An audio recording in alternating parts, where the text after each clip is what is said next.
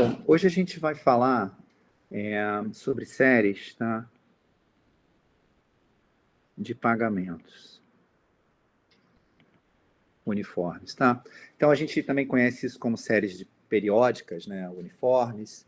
Né? Exemplos são quando você faz um financiamento, ou você também pode ver capitalização também pode ser vista como, né, nesse contexto, tá? Então a gente tem três tipos aqui de séries que a gente vai estudar, tá? Que são as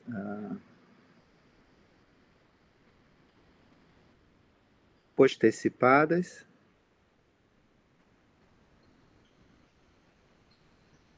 tá? As antecipadas e as diferidas, tá? Então a gente vai ver a relação entre essas três, tá?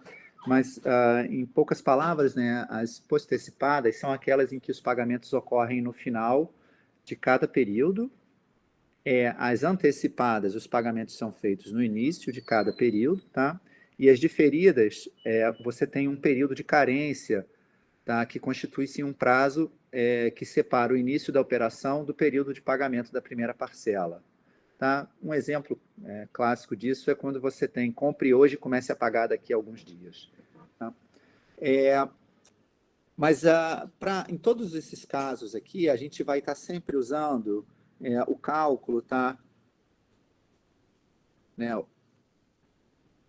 A gente vai estar sempre usando o que, né, a gente conhece como progressão geométrica, né, porque a gente sempre vai estar considerando juros compostos. Tá? Então, só vou fazer uma pequena revisão do que é uma progressão geométrica. Tá? Então, uma progressão geométrica, né, a gente vai ter algo essencialmente do tipo né, 1 mais alfa, né, mais alfa ao quadrado, né, até um certo termo, né, alfa n, tá? E a gente quer computar, tá, essa progressão geométrica em função do parâmetro, tá? Aqui no caso, eu tenho o parâmetro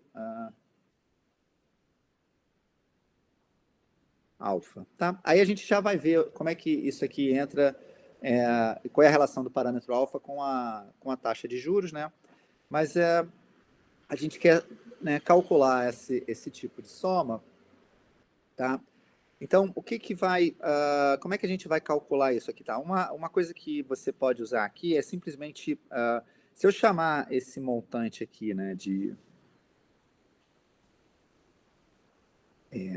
T, digamos, tá? Então, se eu multiplicar ambos os lados aqui, tá? Essa é uma continha clássica, né? Talvez vocês já tenham visto isso aqui. Então, se eu multiplicar ambos os lados por 1 menos alfa, né? O que eu vou obter, né? Aqui desse lado, tá? Do lado esquerdo, né? Eu multiplico primeiro o 1, né? Então vai ficar 1 mais alfa ao quadrado, né? Até o alfa n, né? E depois, quando eu multiplico o alfa, certo? O que eu vou obter? Eu vou obter alfa, né? Menos alfa vezes 1, né? Dá menos alfa vezes alfa vai dar menos alfa ao quadrado, né? E assim por diante, até eu chegar em, né, menos alfa vezes alfa elevado a n, vai ficar menos alfa elevado a n mais 1, né? Então, isso aqui vai ser igual a t elevado a 1 vezes 1 menos alfa, tá? E aí, note que aqui eu vou ter vários termos, né, que vão cancelar, né? Por exemplo, esse alfa cancela com esse alfa quadrado cancela com esse, tá? E esse alfa n aqui também vai ter um alfa n aqui que vai cancelar com ele, tá? Então, no final das contas, o que eu vou obter é que 1 mais... desculpa. Né? 1 menos alfa elevado a n mais 1 vai ser igual ao meu t vezes 1 menos alfa, tá? Portanto, né, eu sempre posso calcular, note que esse t também depende do n, né? Ele vai ser dado, né, por 1 menos alfa elevado a n mais 1 dividido por 1 menos alfa, tá? Então, isso aqui é uma continha básica, mas a gente vai usar ela, né, porque a gente vai usar isso aqui, né, no cálculo, tá, do valor presente. Por quê? Né, porque o que a gente vai fazer, né, essas prestações que você está pagando, né, ou esses depósitos que você está fazendo, né, para a gente saber qual é o valor correto que a gente tem que pagar, né, a gente sempre vai fazer o quê? A gente vai trazer isso a valor presente, tá? Então, no cálculo do valor presente de séries periódicas, a gente vai estar usando, né, essas progressões geométricas, né, e essa fórmula aqui em particular, tá, para deduzir, né, o valor das parcelas e outras coisas também, tá bom? O valor do montante, tá? Então, isso é né, a ferramenta básica, né, matemática, que a gente vai estar usando aqui o tempo todo, tá? Então, se, por exemplo, né, eu estou considerando uma série, tá, de parcelas, né, uniformes, quer dizer, todas iguais, né, postecipadas, tá? Como é que vai ficar né, o fluxo aqui, né? Então, aqui eu tenho a minha linha temporal, tá? Então, eu vou ter, né, o momento presente, que é o 0, né? Aí vou ter o 1, o 2, o 3, né? E assim por diante, né? Até o enésimo, tá? Então, aqui é o meu tempo. E aí, né, em cada momento aqui, eu vou estar pagando, né? Vou estar pagando R, né? R, digamos, R é o valor, tá? Se eu chamar de R, né, o valor que eu estou pagando, tá? Né? E aqui eu também vou ter R, né? E aí, o que eu vou fazer aqui? Né? Eu vou trazer, né, todos esses meus pagamentos, né, para esse momento aqui, né, para o instante 0, tá bom? Então, né, aqui eu tenho instante 1, 2, 3, tá?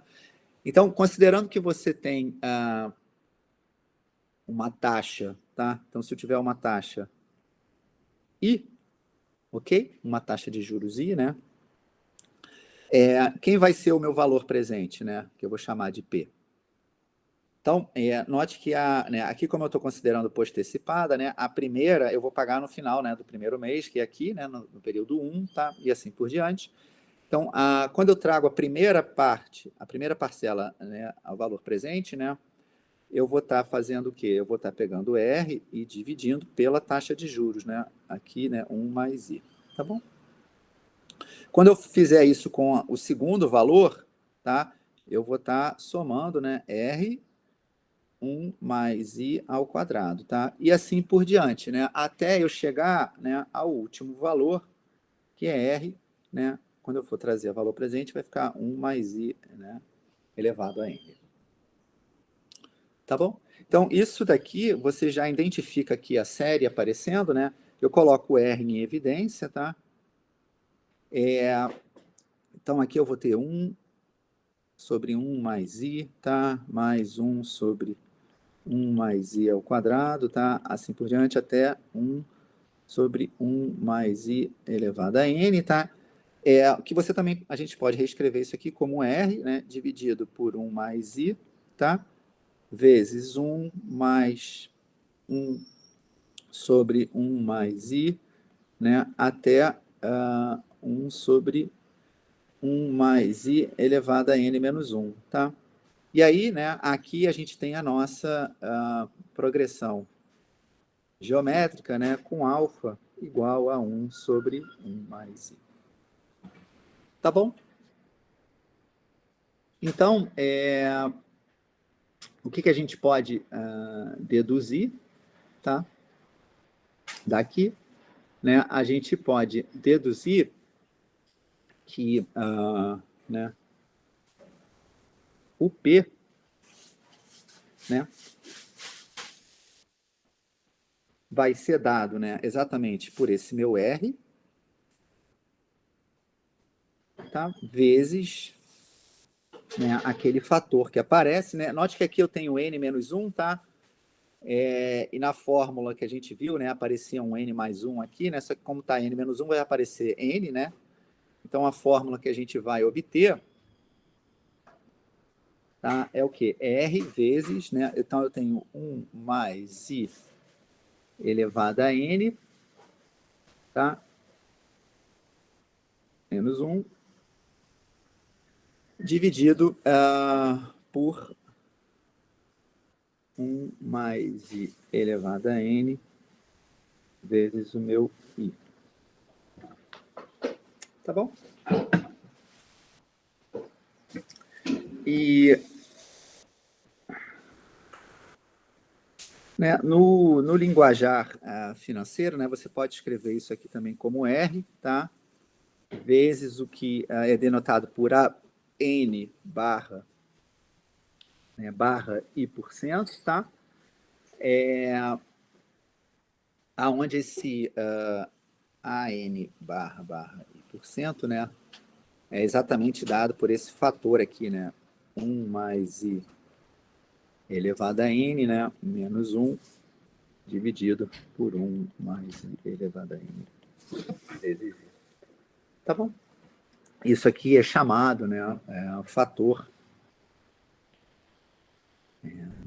de valor presente, tá? Da série. Ok? Então, só lembrando, né, o P, né, esse aqui é o valor presente, tá?